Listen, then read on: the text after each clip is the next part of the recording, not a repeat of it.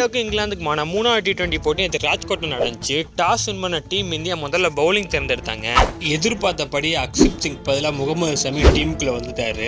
ஆட்டத்தோட ஆரம்பத்தில் Prince salt wicket Hardik Pandya எடுக்க, இன்னொரு பக்கம் பென் டெக்கெட் அற்புதமாக ப்ளே பண்ணி அவர் 50 கம்ப்ளீட் பண்ண, அவர் கூட சேர்ந்து ஆடின கேப்டன் பட்லரோட விக்கெட்டை சஞ்சு சாம்சன் ஒரு அற்புதமான டிஆர்எஸ் மூலம் வருண் சக்கரவர்த்தி ஒரு பவுலிங்கில் எடுத்திருப்பாங்க.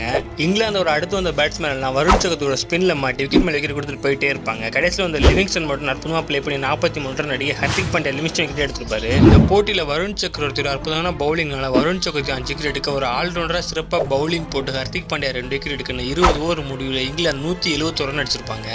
இந்தியாவோட ஓப்பனரான சஞ்சு சாம்சன் அபிஷேக் சர்மா ஈஸியாக விக்கெட் கொடுத்துட்டு போக, அடுத்து வந்த கேப்டன் சூரியகுமார் ஒரு 6 அடிச்சு அடுத்த பாலே அவர் விக்கெட்டை கொடுத்துட்டு போக இந்தியா ஒரு மோசமான நிலைமை போயிருப்பாங்க.